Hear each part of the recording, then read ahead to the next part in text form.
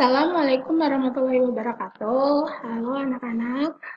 Untuk video kali ini kita akan mempelajari mengenai bilangan berpangkat, bentuk akar, dan logaritma. Subbab ini adalah pelajaran pertama di dalam pelajaran matematika untuk kelas 10. Tetapi pekan ini yang akan kita pelajarin hanya mengenai bilangan berpangkat. Bilangan berpangkat di dalam matematika itu disebut dengan nama eksponen. Jika A bilangan real dan N bilangan bulat positif, maka pangkat N dari A dapat ditulis seperti ini, A pangkat N. Di mana A pangkat N itu artinya A dikalikan dengan A sebanyak N kali. Contoh, 2 pangkat 5 itu artinya 2 dikalikan 2 dikalikan 2, dikalikan 2, dikalikan 2. Artinya 2-nya ada 5 kali. Tetapi misalnya 3 pangkat 2, artinya 3 kali 3. 3-nya ada 2 kali. Kalau misalnya 10 pangkat 3, artinya 10 kali 10 kali 10. Artinya 10-nya ada 3 kali. Sifat-sifat eksponen. Sifat eksponen yang pertama adalah perkalian eksponen. Untuk A bilangan real, di mana M dan N bilangan bulat positif, maka perkalian bilangan berpangkat dapat dinyatakan dengan A pangkat M dikalikan A pangkat N. Artinya, A pangkat M ditambah N. Jadi perkalian berubah menjadi penjumlahan. Pangkatnya ditambah, tetapi ada syaratnya. Nilai A ini tidak sama dengan 0. Contoh, 10 dikalikan 10 pangkat 6. Di sini nilai A adalah 10, nilai M adalah 1, dan nilai N adalah 6. Loh, Bu kok tahu nilai M sama dengan 1? Padahal nggak tertulis apapun. Jadi ketika tidak tertulis apapun, misalnya hanya ditulis 10, itu artinya 10 pangkat 1. Atau misalnya hanya ditulis 5, itu artinya 5 pangkat 1. Jadi bisa kita tulis dalam bentuk lain, 10 pangkat 1 dikalikan 10 pangkat 6.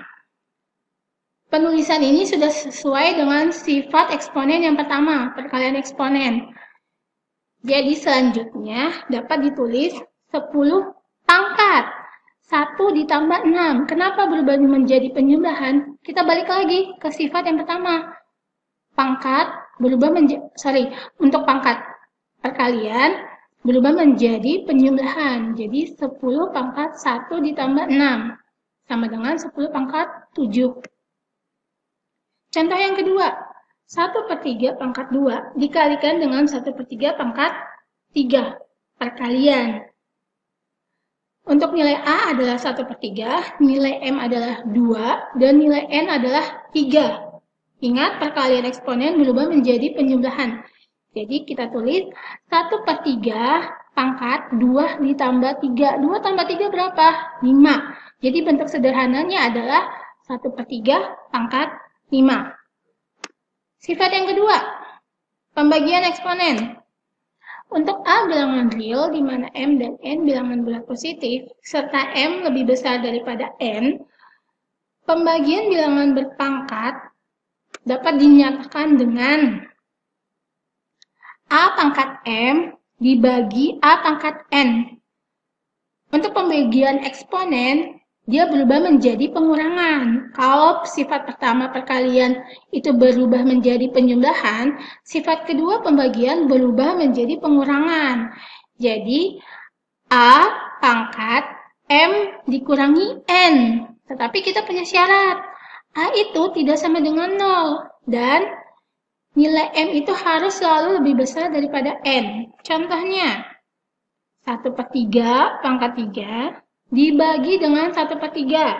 Ingat, ketika tidak dituliskan pangkatnya, itu artinya berpangkat 1. Jadi bentuk lainnya bisa kita tulis 1/3 pangkat 3 dibagi dengan 1/3 pangkat 1. Pembagian berubah menjadi pengurangan. Artinya 1/3 pangkat 3 dikurangi 1 berapa? 2.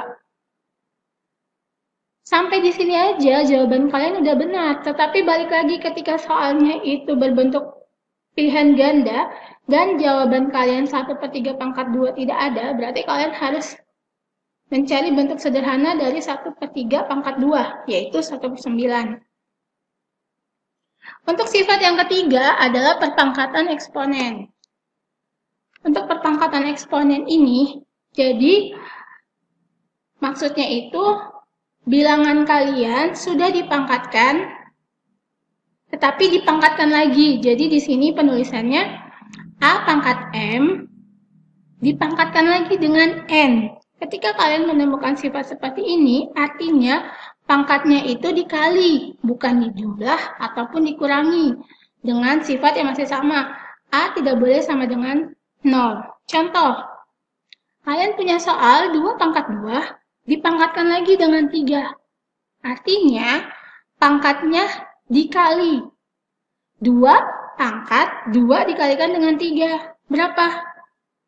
6. 2 pangkat 6 nilainya berapa? 64. Contoh yang kedua. 5 pangkat 1/4 dipangkatkan lagi dengan 4. Artinya, 5 pangkat 1/4 dikalikan dengan 4. 1/4 dikalikan 4 bisa disederhanakan. Atau istilahnya bisa dicoret nih. Jadi, yang tersisa adalah 5 pangkat 1. 5 pangkat 1 itu hasilnya sama dengan 5. Sifat yang keempat, perpangkatan dari perkalian 2 atau lebih bilangan. Jadi misalnya kalian punya bilangan A dikalikan dengan bilangan B. Nah, kedua bilangan ini dihubungkan dengan tanda kurung dan dipangkatkan lagi dengan M. Artinya masing-masing bilangan yang ada di dalam kurung tersebut harus dipangkatkan dengan M. Jadi A itu harus dipangkatkan dengan M dulu, B dipangkatkan lagi dengan M, baru kedua bilangan itu dikalikan.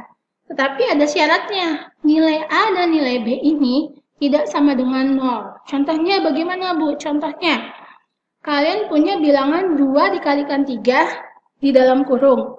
Kemudian kedua bilangan tersebut dipangkatkan lagi dengan 2. Artinya, masing-masing bilangan tersebut harus dipangkatkan dengan 2. 2 harus dipangkatkan dengan 2, 3 harus dipangkatkan lagi dengan 2, baru kedua bilangan tersebut kita kalikan. Jadi ditulisnya seperti ini, 2 pangkat 2 dikalikan 3 pangkat 2. 2 pangkat 2 berapa? 4. 3 pangkat 2, 9. Berarti 4 kali 9 sama dengan 36. Sifat yang kelima, perpangkatan bilangan pecahan. Berbeda dengan sifat yang keempat, di sini bilangan yang ada di dalam kurung tersebut dibagi. Jadi A dibagi dengan B, kemudian kedua bilangan tersebut dipangkatkan. Artinya setiap bilangan yang berada di dalam tanda kurung itu harus dipangkatkan dulu dengan M. Baru kemudian kedua bilangan tersebut kita bagi. Seperti yang terlihat di video, A pangkat M dibagi dengan B pangkat M. Di mana nilai A dan B itu tidak boleh sama dengan 0. Contohnya, 100 pangkat 4 dibagi dengan 50 pangkat 4. Perpangkatannya sama-sama dibagi 4, tetapi nilai kedua bilangan berbeda. Bilangan A bernilai 100, bilangan B bernilai 50. Kita bisa pakai sifat yang kelima, jadi ditulisnya 100 dibagi 50 di dalam kurung, baru dipangkatkan dengan 4. 100 dibagi 50, itu jawabannya 2. 2 pangkat 4, bentuk sederhananya. Balik lagi, ketika di pilihan ganda tidak ada jawaban, berarti kita harus menghitung 2 pangkat 4, berarti 16. Jawaban yang paling sederhana. Contoh yang kedua. Nah, ini agak sedikit lebih rumit. Kalian punya pecahan dan ada beberapa bilangan yang sudah dipangkatkan, kemudian dipangkatkan lagi. Jadi, ketika kalian menemukan tipe soal seperti ini, masing-masing bilangan, masing-masing huruf yang ada di dalam kurung tersebut harus dipangkatkan lagi dengan 4. Masing-masing. Jadi, A harus dipangkatkan dengan 4, B pangkat 2 dipangkatkan lagi dengan 4. C pangkat 5 dipangkatkan lagi dengan 4. D pangkat 12 dipangkatkan lagi dengan 4. Jadi A itu pangkat 4, B kan sudah pangkat 2, dipangkatkan lagi. Itu berarti menggunakan sifat yang keempat. 2 dikalikan 4. C sudah pangkat 5, dipangkatkan lagi 4. Jadi 5 kali 4. D sudah pangkat 12, dipangkatkan lagi dengan 4. Artinya D pangkat 12 kali 4. Jadi bisa ditulis bentuk sederhananya menjadi A pangkat 4, B pangkat 8, C pangkat 20, D pangkat 48. Sifat yang ke-6. Bilangan berpangkat 0. Jadi setiap bilangan yang berpangkat 0 itu hasilnya pasti 1. Pasti 1, tidak mungkin tidak 1. Tetapi balik lagi, ada syaratnya. Bilangan tersebut tidak boleh sama dengan 0. Contoh, 3 pangkat 0. Gak usah ngitung, langsung pasti nilainya 1. 100 pangkat 0, 1. 1000 pangkat 0, 1. 1.000.000 pangkat 0, ya pasti 1. Bagaimana dengan bilangan negatif? Misalnya min 1/5 dipangkatkan 0, ya pasti 1. Kenapa, Bu? Karena memang semua bilangan yang dipangkatkan 0 hasilnya pasti 1. Dengan syarat bilangan tersebut bukan 0. Bilangan berpangkat negatif, sifat yang ke-7. Jadi misalnya kalian punya soal rumus sifat A pangkat min M. Kalau misalnya A pangkat M, kita kan bisa mengalihkan A dengan A sebanyak M kali. Tetapi jika dia berpangkat negatif, untuk membuat dia positif, kita bisa merubahnya menjadi 1 per A pangkat M. Ketika sudah dirubah menjadi 1 per, pangkatnya tidak lagi negatif, tetapi positif. Jadi A pangkat min M bisa dituliskan menjadi 1 per A pangkat M, di mana nilai A lagi-lagi tidak boleh sama dengan 0. Contohnya bagaimana, Bu? Contohnya 6 pangkat min 2. Berarti bisa kita tuliskan 1 per 6 pangkat 2. Jawaban begini sudah oke, sudah benar. Tetapi balik lagi, kalau soal pilihan ganda belum ada jawabannya, berarti hitung 6 pangkat 2 itu berapa? 36. Berarti 1 per 36 adalah bentuk yang paling sederhana. Contoh yang kedua, 1 per 4 dipangkatkan dengan min 3.